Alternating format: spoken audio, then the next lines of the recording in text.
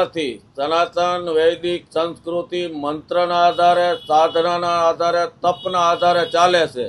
આપ સૌ મિત્રો જાણીએ છીએ, સમગ્ર સનાતની પ્રજા જાણે છે કે મંત્ર અને સાધનાથી દરેક વસ્તુ પોઝિટિવિટી શક્ય થઈ શકે છે. અને મંત્રમાં એટલી શક્તિ છે કે કોઈ પણ મંત્રની સાધના કરેલી હોય તો બાબાશ્રીએ કોઈને ધૂણવા માટે આમંત્રણ આપેલું ન હતું. આપ સૌ મીડિયાના મિત્રો ત્યાં હાજર હતા, આપ પણ કવરેજ કરતા હતા અને ટીવી ચેનલમાં લાઈવ પણ થઈ રહ્યું હતું. બાબાએ એમનો મંત્રોચ્ચાર કર્યો અને કોઈ પ્રેક્ષક ગણમાંથી ધૂણવા માંડે તો એમાં આયોજક કે બાબાએ કોઈને ઇન્જેક્શન આપેલું નહોતું ધૂણવા માટે. અને આપ સૌ જાણો છો, આપની ત્યાં મરણોત્તર વિધિ થતી હોય તો પિતૃ કાર્ય થતું હોય તો એમાં પિતૃ પણ ધૂણતા આવે છે. તો એને કોઈ બોલાવતું નથી કે કોઈ કહેતું નથી, મંત્રાચારના આધારે આવે છે. આપને ત્યાં નવચંડી યજ્ઞ થતા હશે, કુળદેવીના ગ્રહ શાંતિના યજ્ઞ થતા હશે. તો જ્યારે બીડું હોમવાની વિધિ થતી હોય અને મંત્રોચ્ચાર બ્રાહ્મણો દ્વારા થાય છે, ત્યારે બીડું હોમો ત્યારે પણ માતાજીનો પવન ધૂણવું કે જે કંઈ આપ ગણી શકો આપના મનથી, એવા અનેક કિસ્સા આપે પણ આપ જોયા હશે અને સમાજ આખું પણ જાણે છે.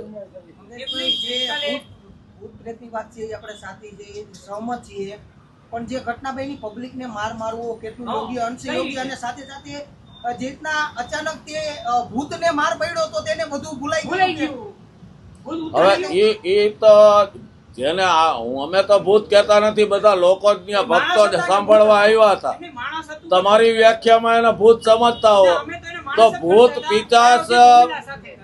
પિચાસ નું વર્ણન ગીતાજીમાં પરમાત્માએ પણ આપેલું છે.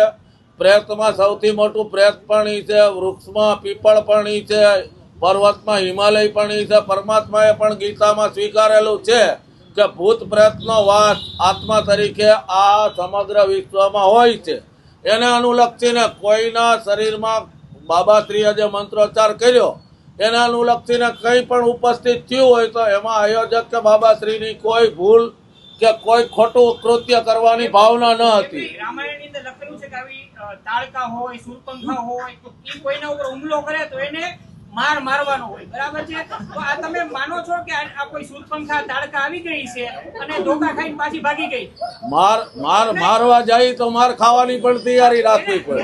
હુમલો કરવાની કોશિશ કરી હતી, તમારા આયોજકોએ એને છોડાવી, મહિલા કરી છોડાવી દીધું. હવે નક્કી કરો તમે ખરેખર પ્રેત હતું, કોઈ બાઈ હતી, હુમલા દ્વારા પ્રાયોજિત કાર્યક્રમ હતો, કઈ રીતનો હતો? આ તો આપ અમારા આયોજક ઉપર કયો છો. આપણે અત્યારે અહીંયા પ્રેસ કોન્ફરન્સ ચાલુ છે અને કોઈ બે વ્યક્તિ અહીંયા લડાઈ કરે તો માનવ સહજ આપણો ધર્મ છે કે એને છૂટા પાડવા, અને છૂટા પાડવામાં આવેલા ભક્તજનો, આમંત્રિત મહેમાનો જતા આયોજકોને, હું પોતે ત્યાં હાજર હતો, મને ખબર નથી. અત્યારે સોશિયલ મીડિયામાં મેં જોયો વિડીયો. એટલે તમારું એવું કહેવાનું હતું કે તમને 2 લપાટ મારી લીધી, તમારે 4 મારવી જોઈએ એમ. પણ જે લોકોનું ધ્યાન પડ્યું એ લોકો તમને બંનેને છૂટા પાડ્યા છે. તમને કોઈ પબ્લિકે માર્યા, આયોજકે માર્યા એવું તો છે નહીં કે. નરેશ પંડ્યા અને પરસોત્તમ પીપળિયા હવે કોર્ટના દ્વાર જવાના છે આયોજન સામે. તમે આયોજક હતા એટલે તમને પૂછીએ છીએ કે આ જે કાલે જે લોકો ધોયા એ ખરેખર અંધશ્રદ્ધા ફેલાવી આવી વાત સાથે જવાના કોર્ટમાં, તમે કઈ રીતના જુઓ છો આને? કોર્ટમાં કાનૂન દરેક માટે હોય છે, ફરિયાદ કરનાર માટે પણ છે, સામા પક્ષે છે. એ કેસ કરશે તો અમે અમારા બચાવ પક્ષે અમે પણ રજૂઆત કરશું. બાબાએ કે આયોજકો કે કોઈને સ્પેશિયલ બોલાવીને કોઈ દવા આપીને ધૂણાવ્યા નથી. આપ સૌને ખ્યાલ છે કે અનેક સોશિયલ મીડિયામાં ચર્ચમાં પાદરીઓ માથે હાથ મૂકીને લોકો ધૂણવા માંડે છે. અનેક દરગાહોમાં પણ એ વસ્તુ થાય છે, તાવીજ બાંધે છે, લોકો ધૂણે છે, દોરા ધાગા કરે છે, પાણી પીવડાવે છે. તો એ દરેક વસ્તુની ધાર્મિક પરંપરાઓ આદિકાળથી ચાલી આવતી હોય, એને વિજ્ઞાનને કંઈ લેવા દેવા હોતો નથી. દરેક વસ્તુનું સોલ્યુશન વિજ્ઞાનમાં હોતું નથી. વિજ્ઞાનનું જે પૂર્ણ વિરામ થાય ત્યાંથી જ ધર્મ આગળ વધતો હોય છે. અને વિજ્ઞાનની ઉત્પત્તિ ધર્મમાંથી થયેલી છે, વેદના ગ્રંથોમાંથી થયેલી છે. આજની તારીખે પણ વિશ્વના અનેક સાયન્ટિસ્ટો જે શોધ કરી રહ્યા છે એ વેદના આધારે જ કરી રહ્યા છે. એટલે ધર્મથી પર વિજ્ઞાન નથી. વિજ્ઞાન જાથાને સરકારે કોઈ એવું લાયસન્સ નથી આપેલું કે ઓથોરિટી નથી આપેલી. વિજ્ઞાન જાથાનું કામ એક એનજીઓ તરીકે વિજ્ઞાનનો પ્રચાર પ્રસાર કરવો છે.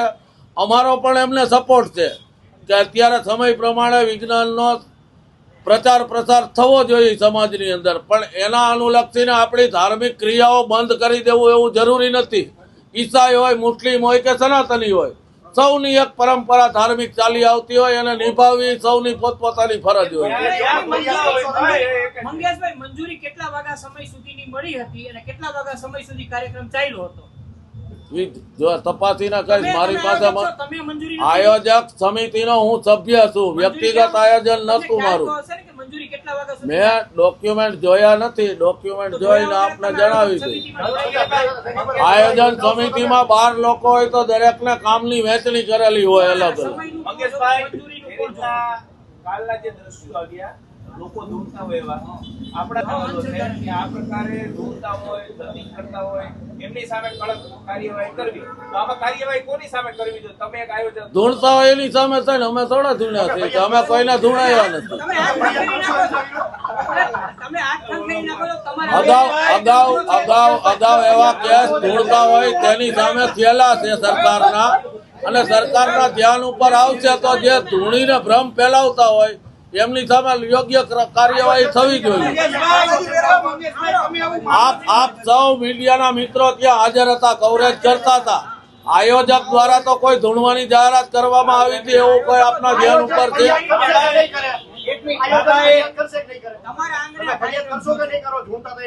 અમારે શું કામ ફરિયાદ કરવી જોઈએ? મંગેશભાઈ, તમે માનો છો કે અંધશ્રદ્ધાને આ પ્રોત્સાહન આપવું કૃત્ય જી ના ના ના ના, તો તમે સમર્થન આપો છો કે ધૂણે છે એ બરાબર? અમે સમર્થન પણ નથી આપતા અને વિરોધ પણ નથી કરતા.